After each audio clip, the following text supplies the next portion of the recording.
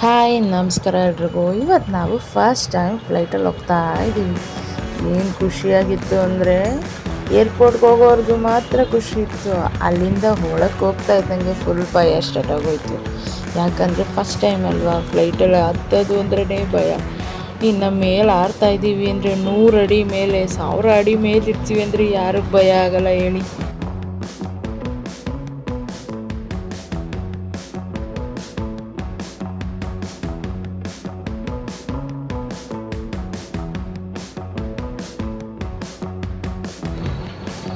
ಅಲ್ಲಿಂದ ಮನೆಯವ್ರಿಗೆಲ್ಲ ಬಾಯಿ ಹೇಳಿ ಚೆಕ್ಕಿನ್ ಆಗೋಣ ಅಂತ ಒಳಗೆ ಹೋದು.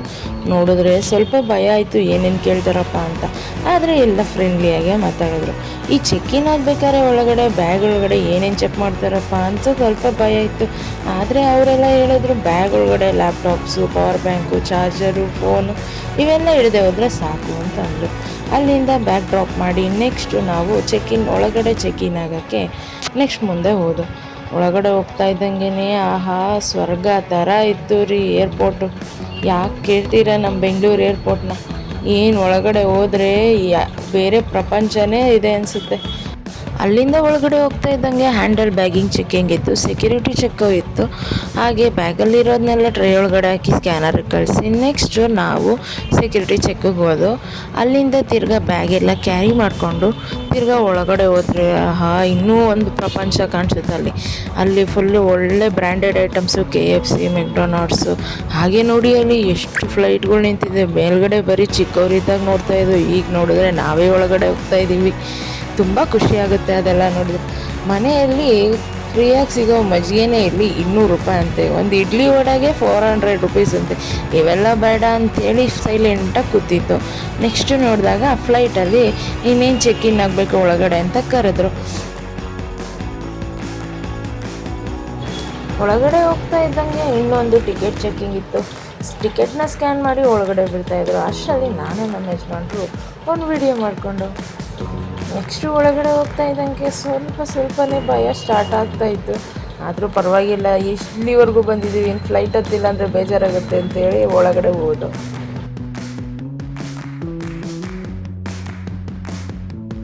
ನಮ್ಮ ಯಜಮಾನ್ರಿಗಂತೂ ಮುಖದಲ್ಲಿ ಫುಲ್ಲು ಮಂದಹಾಸ ಸ್ಟಾರ್ಟ್ ಆಗಿಬಿಟ್ಟಿತ್ತು ಫ್ಲೈಟ್ ಒಳಗೆ ಹೋಗ್ತಾ ಇದ್ದಂಗೆ.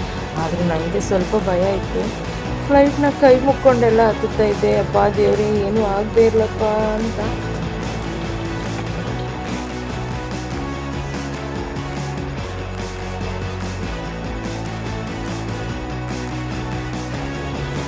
ಫ್ಲೈಟ್ ಒಳಗಡೆ ಹೋಗ್ತಾ ಇದ್ದಂಗೆ ಸೀಟ್ಸ್ ಎಲ್ಲ ನೋಡಿ ಖುಷಿ ಆಯಿತು.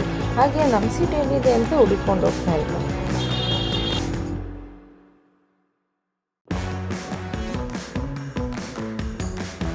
ಚಿಕ್ಕ ವಯಸ್ಸಲ್ಲಿ ಗಗನ ಸಖಿಯರು ಫ್ಲೈಟಲ್ಲಿ ಇರ್ತಾರೆ ಅಂತ ಕೇಳಿದ್ದೆ, ಆದರೆ ಇವಾಗ ಕಣ್ಣಾರೆ ನೋಡ್ತಾ ಇದ್ದೀನಿ. ತುಂಬ ಖುಷಿಯಾಗಿರ್ತಾರೆ ಅವ್ರು ಯಾವಾಗಲೂ.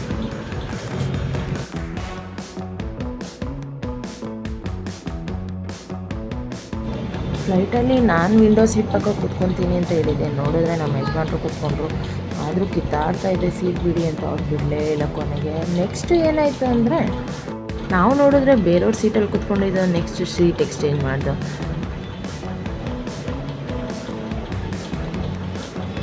ಅಲ್ಲಿಂದ ಫ್ಲೈಟಲ್ಲಿ ಹೇಗಿರಬೇಕು, ಹೇಗೆ ಸೀಟ್ ಬೆಲ್ಟ್ ಹಾಕಬೇಕು ಅನ್ನೋ ಇನ್ಸ್ಟ್ರಕ್ಷನ್ಸ್ ಎಲ್ಲ ಕೊಟ್ಟಿರ್ತಾರೆ.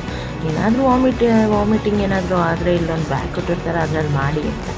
ನೆಕ್ಸ್ಟು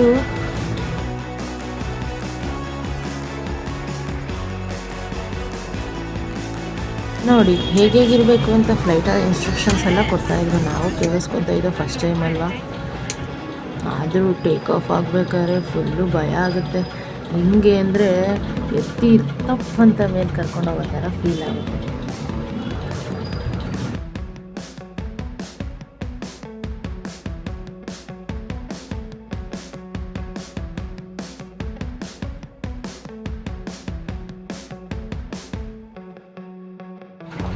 ಟೇಕ್ ಆಫ್ ಆಗಬೇಕಾದ್ರೆ ಫುಲ್ಲು ಭಯ ಆಗ್ಬಿಟ್ಟಿತ್ತು ನನಗೆ. ನಾನು ಫುಲ್ ಕಿರ್ಚ್ತಾ ಇದ್ದೆ. ಪಕ್ಕದಲ್ಲಿರೋರೆಲ್ಲ ಫುಲ್ ನನ್ನೇ ನೋಡ್ತಾ ಇದ್ದೆ. ಏನು ಮಾಡೋಕ್ಕಾಗುತ್ತೆ, ಫಸ್ಟ್ ಟೈಮ್ ಅಲ್ವಾ, ಇವೆಲ್ಲ ಎಕ್ಸ್ಪೀರಿಯೆನ್ಸ್ ಆಗಲೇಬೇಕು. ಆಮೇಲಿಂದ ಸ್ವಲ್ಪ ಧೈರ್ಯವಾಗಿ ಕೂತ್ಕೊಂಡೆ, ಏನು ತೊಂದರೆ ಆಗಲ್ಲ ಅಂತೇಳಿ. ನಮ್ಮ ಯಜಮಾನ್ರಂತೂ ನಾನು ಕಿಡಿಸ್ತಾ ಇದ್ದಿದ್ದಕ್ಕೆ ನಗ್ತಾಯಿದ್ರು.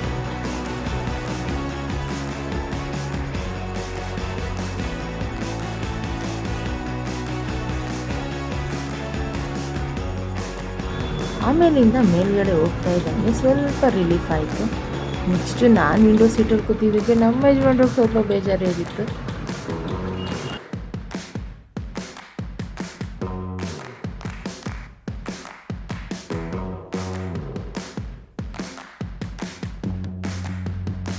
ಫ್ಲೈಟಲ್ಲಿ ಫುಡ್ಗೆ ಅಂತಲೇ ಎಕ್ಸ್ಟ್ರಾ ಪೇ ಮಾಡಿದ್ದು. ನೋಡಿದ್ರೆ ಹೊಟ್ಟೆ ತುಂಬ ಊಟ ಕೊಡ್ತಾರೆ ಅಂತ ಇಲ್ಲಿ ಯಾವುದೋ ಒಂದು ಬ್ರೆಡ್ ಸ್ಯಾಂಡ್ವಿಚ್ಚು, ಕೋಕ್ ಕೊಟ್ಟು ಮತ್ತು ಇನ್ನೊಂದು ಯಾವುದೋ ಗಿಫ್ಟ್ ಹ್ಯಾಂಪರ್ ಥರ ಕೊಟ್ಟಿದ್ರು. ಆದರೂ ಫ್ಲೈಟಲ್ಲಿ ಆಕಾಶದ ಮೇಲೆ ಕುತ್ಕೊಂಡು ತಿನ್ನೋದೇ ಒಂಥರ ಮಜಾ ಇರುತ್ತೆ. ಕಾಸು ಕೊಟ್ಟಿದ್ದೀನಿ ಮೋಸ ಇಲ್ಲ ಬಿಡಿ.